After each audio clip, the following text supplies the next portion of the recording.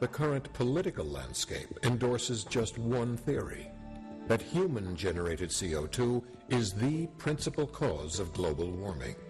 Those views are indeed promoted by political bodies, which is the Intergovernmental Panel for Climate Change, and there appears to be a corrupted process, in my opinion, of their bodies, where I think science and scientists are being misused in a lot of ways. And these are all becoming really a war of words instead of war of evidence and science that troubles me. There's a science document which is really written by scientists for scientists. There's also a summary for policymakers. It's put together by policymakers, and in many cases they go back to the scientists and say, can you change the science document to match our summary? We want to beef this up. We want to make it look worse. That's not the way science is done. They are clearly promoting the vision that if we do not cut our carbon dioxide emission, disaster, crisis, whichever bad connotation you can find, will come to Earth. So it is that kind of alarmism that appalls me as a scientist.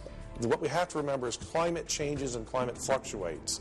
And really, while we think humans have an impact on our environment, which we do, the global climate system is still far too complex to be simply affected by one change in one small component of it. There is no one in the world who would insist that everything is having to do with the sun.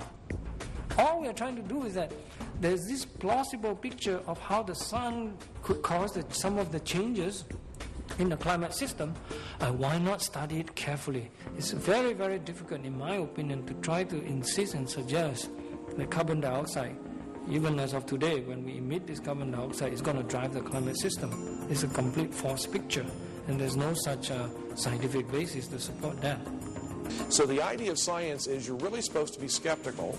So there's always a quest to verify what we know, to understand that we haven't made a mistake, and that we continue on and develop science. If we close our mind, if we close the doors, we are now shutting ourselves out from the real truth, which is what science is all about after all. There is still much to learn about the many ways in which solar activity, the oceans, and other environmental variations may influence the Earth's climate.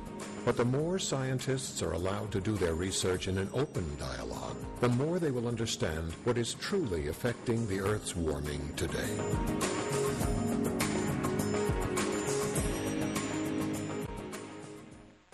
Find out more in Singer and Avery's book, Unstoppable Global Warming.